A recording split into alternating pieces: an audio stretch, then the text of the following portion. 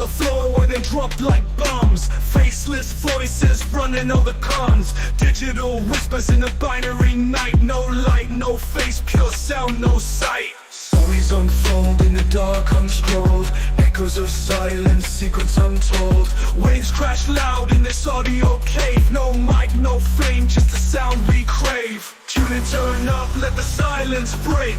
Raw, unfiltered, hear the earthquake. No mic needed, just a vibe that's real. Faceless words you can touch and feel.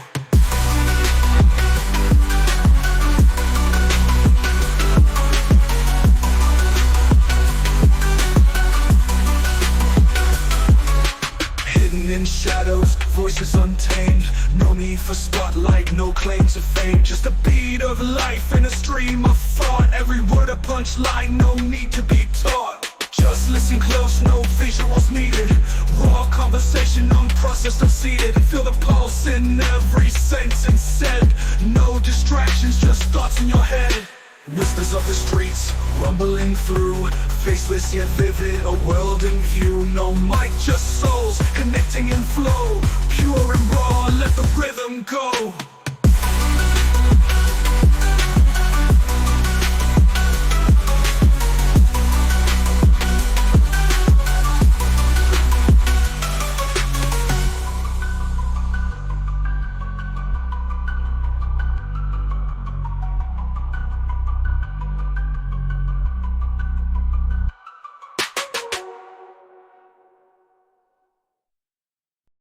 Ordinary people, simply doing their jobs, and without any particular hostility on their part, can become agents in a terrible destructive process. Moreover, even when the destructive effects of their work become patently clear, and they are asked to carry out actions incompatible with fundamental standards of morality, relatively few people have the resources needed to resist authority. Stanley Milgram, Obedience to Authority. Stanley Milgram (1933–1984) was an American social psychologist best known for his groundbreaking and controversial experiments on obedience to authority, conducted in the early 1960s at Yale University. These studies were deeply influenced by his interest in understanding how seemingly ordinary people could participate in atrocities, and he specifically sought to explore the extent to which individuals would comply with orders, even if those orders conflicted with their personal conscience. Stanley Milgram was born in 1933 in New York City, the second of three children to Jewish immigrant parents, Samuel and Adele Milgram.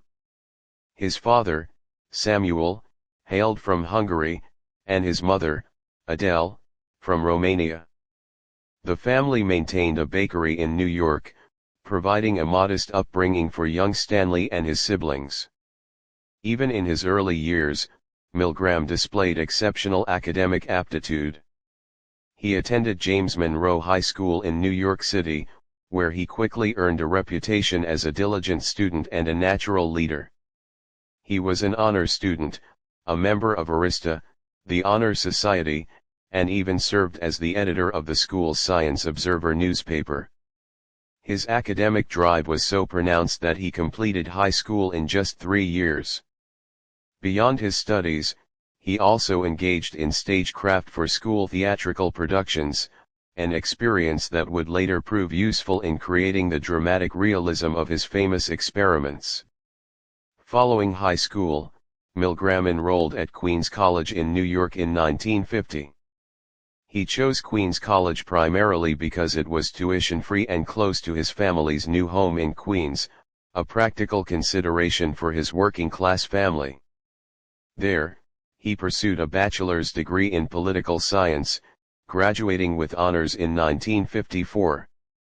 During his time at Queens College, he also explored interests in art, literature, and music, demonstrating a broad intellectual curiosity. Interestingly, despite his future renown in psychology, Milgram had not taken a single psychology course during his undergraduate studies. His interest in the field blossomed later, influenced in part by conversations with a childhood friend, Bernard Fried, who was studying psychology. This lack of formal psychology background initially led to his rejection from Harvard University's graduate program in social relations. However, after taking additional psychology coursework, he was eventually admitted to Harvard in the fall of 1954, where he would go on to earn his PhD in social psychology in 1960. At Harvard, Milgram's intellectual trajectory was significantly shaped by prominent social psychologists like Gordon Allport, who became a crucial mentor, and especially Solomon Asch. Asch, known for his groundbreaking work on social conformity, provided Milgram with a foundational understanding of how group pressure could influence individual behavior. Milgram served as a research assistant to Asch, immersing himself in Asch's conformity experiments and adapting their techniques for his own dissertation research, which involved cross-cultural studies of conformity in Norway and France. This early exposure to the powerful dynamics of social influence and the events of World War II, particularly the Holocaust and the trial of Adolf Eichmann, deeply fueled Milgram's burgeoning interest in understanding the mechanisms of obedience to authority and the willingness of ordinary people to inflict harm upon others. These formative experiences in his early life and education laid the groundwork for the seminal, and at times controversial, research that would define his career. Following the whirlwind of controversy and discussion surrounding his obedience experiments, Stanley Milgram continued to engage with a variety of significant research topics, demonstrating a broad and innovative approach to social psychology.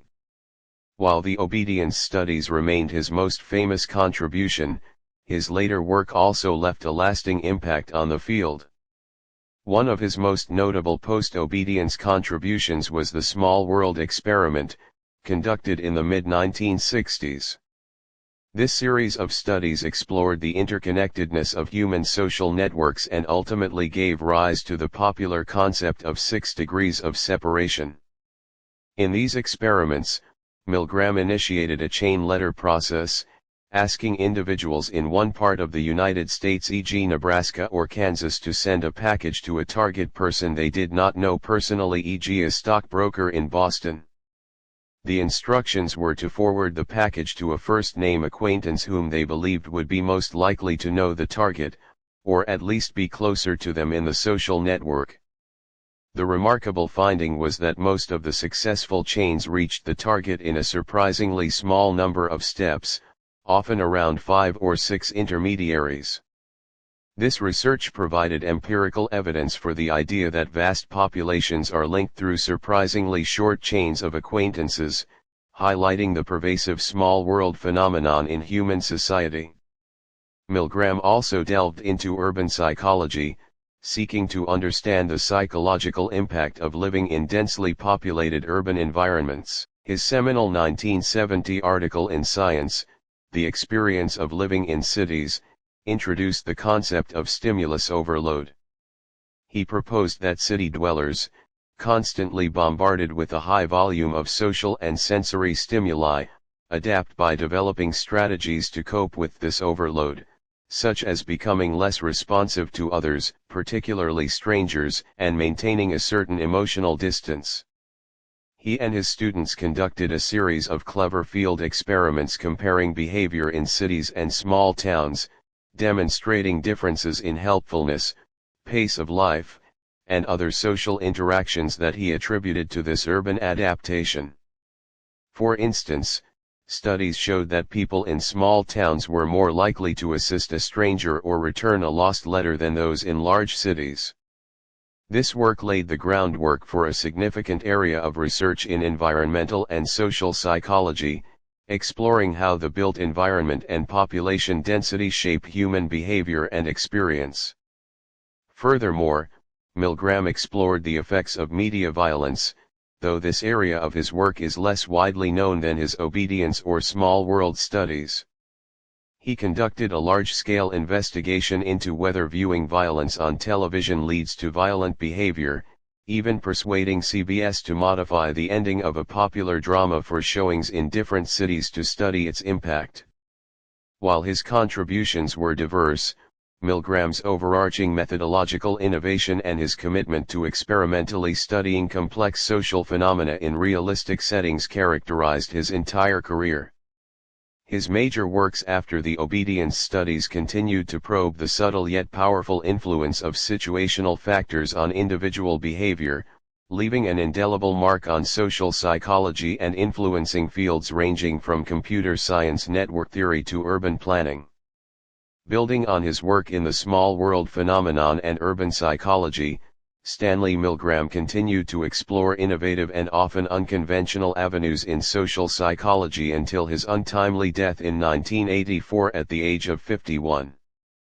One intriguing development in his later career was the Cyranoid method, which he developed in the 1970s. This technique involved one person speaking the words of another, with the words being transmitted via an audio link to an earpiece worn by the Cyranoid. The Cyranoid would then repeat these words as if they were their own in a real-time interaction. This method allowed Milgram to investigate questions about the nature of self, identity, and the perceived source of communication. For example, he could have a seemingly attractive person speak the words of a less attractive one, or vice versa, to see how perceptions of the speaker influenced the reception of the message, despite the actual content originating from someone else. It offered a unique way to disentangle the impact of physical presence and appearance from the content of communication. He also returned to and expanded upon his earlier interests in conformity and social influence, often employing new methodological approaches to examine these phenomena in various contexts. His work consistently sought to push the boundaries of traditional laboratory experiments, moving into more naturalistic settings or devising clever, subtle manipulations to reveal underlying social dynamics. Throughout his career, Milgram was not only a prolific researcher but also a dedicated educator and communicator of psychological science. He published extensively, including his highly influential 1974 book, Obedience to Authority, An Experimental View, which comprehensively detailed his obedience studies and their implications. He also produced several documentary films about his experiments, such as Obedience 1965 and The City and the Self 1972, recognizing the power of visual media to convey complex psychological concepts to a broader audience.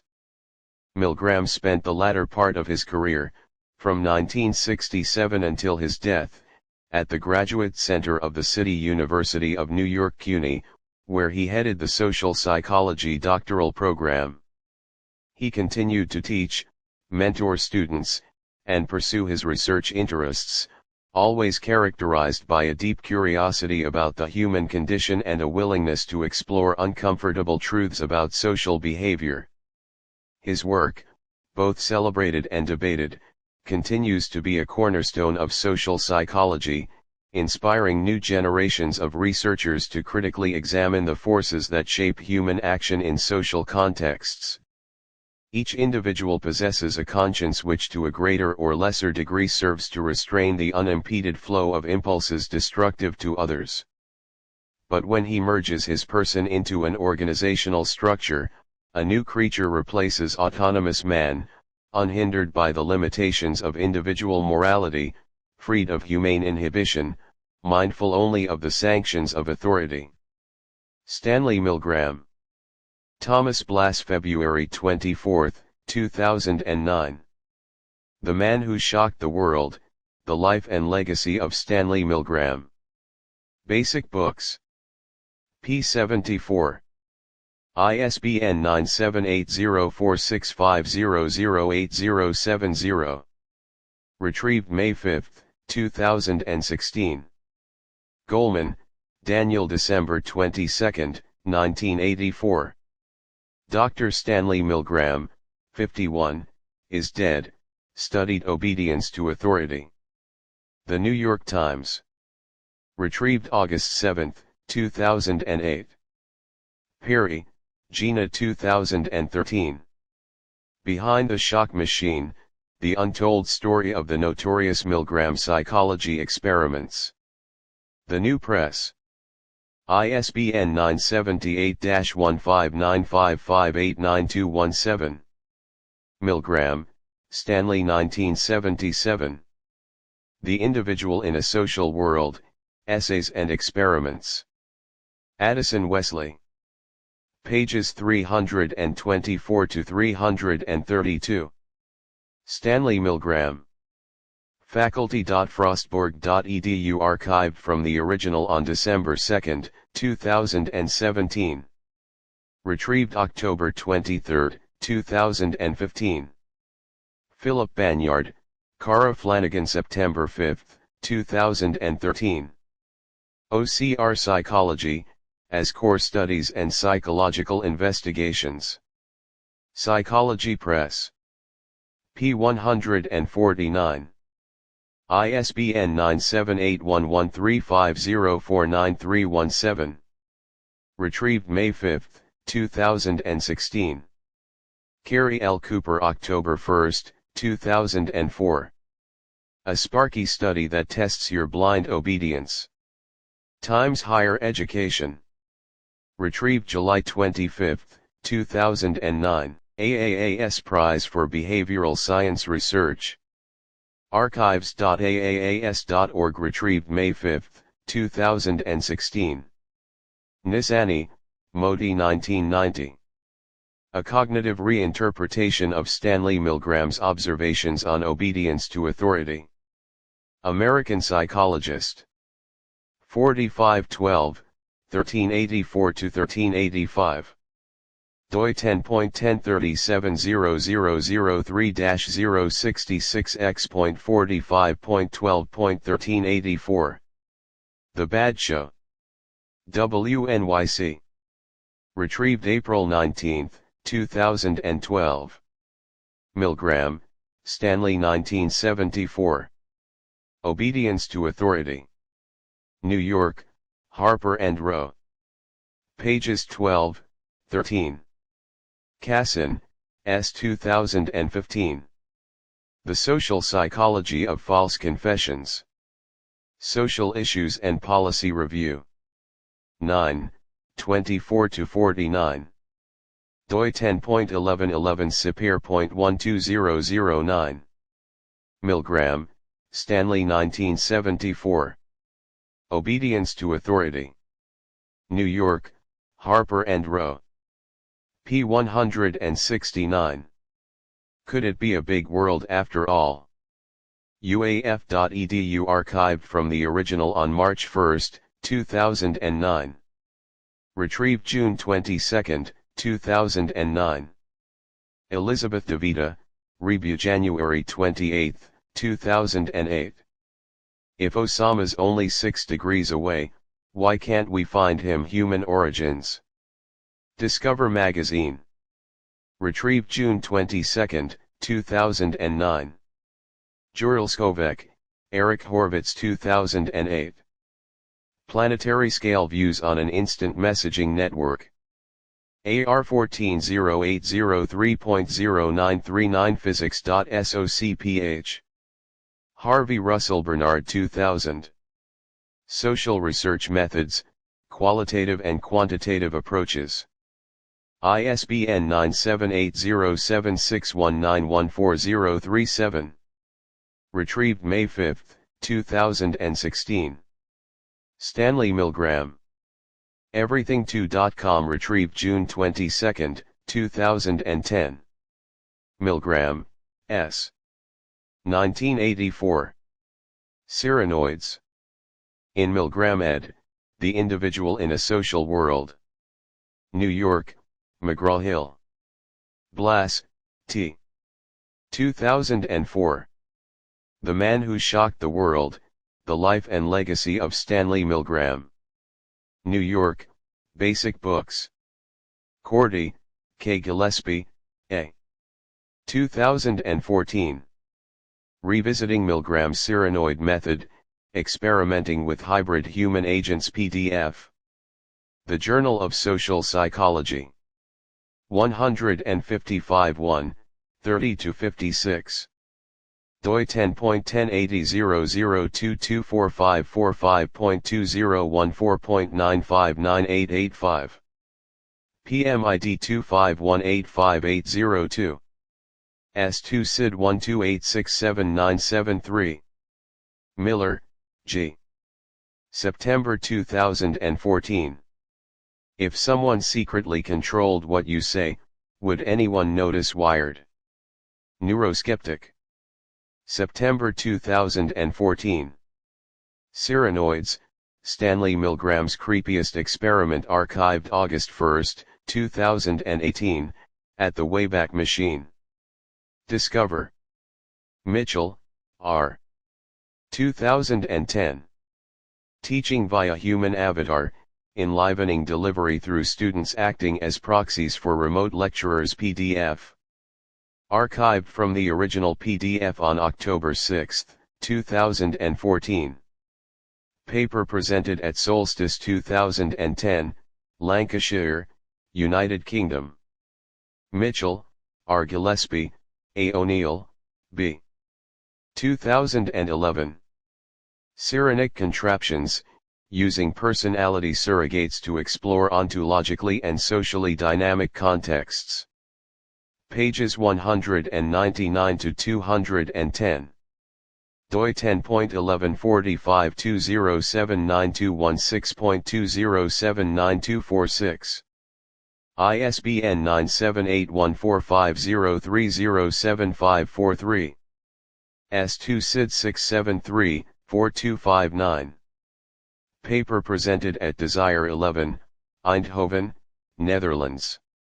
We Do What We're Told, Milgrams 37 by Peter Gabriel. Retrieved January 26, 2023. Darren Brown, The Specials, Darren Brown, The Heist. Channel 4. Retrieved May 5, 2016. French contestants torture each other on TV Game of Death. Telegraph. March 17, 2010. Retrieved May 5, 2016.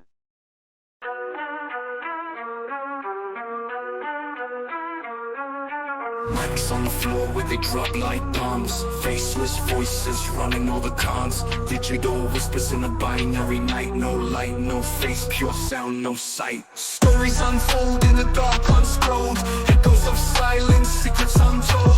Waves crash loud in this audio cave. No mic, no fame, just the sound we crave. Tune in, turn up, let the silence break.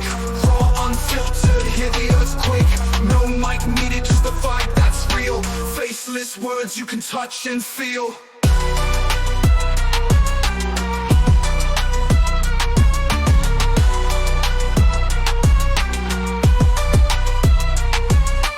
Hidden in shadows, voices untamed. No need for spotlight, no claim to fame. Just a beat of life in a stream of thought. Every word a punchline, no need to be taught. Just listen close, no visuals needed. Raw conversation, unprocessed, unseated. Feel the pulse in every sentence said. No distractions, just thoughts in your head. Whispers of the streets, rumbling through.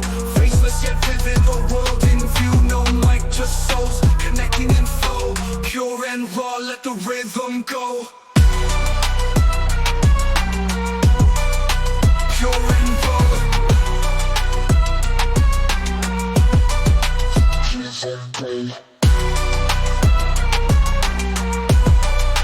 Pure and raw.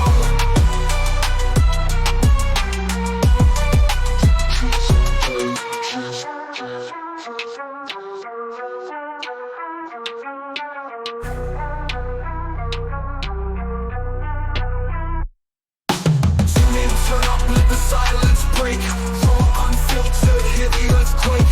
No mic needed, just the vibe that's real. Faceless words you can touch and feel. Tune in, turn up, let the silence break. Raw, unfiltered, hear the earthquake. No mic needed, just the vibe that's real. Faceless words you can touch and feel. Pure and raw.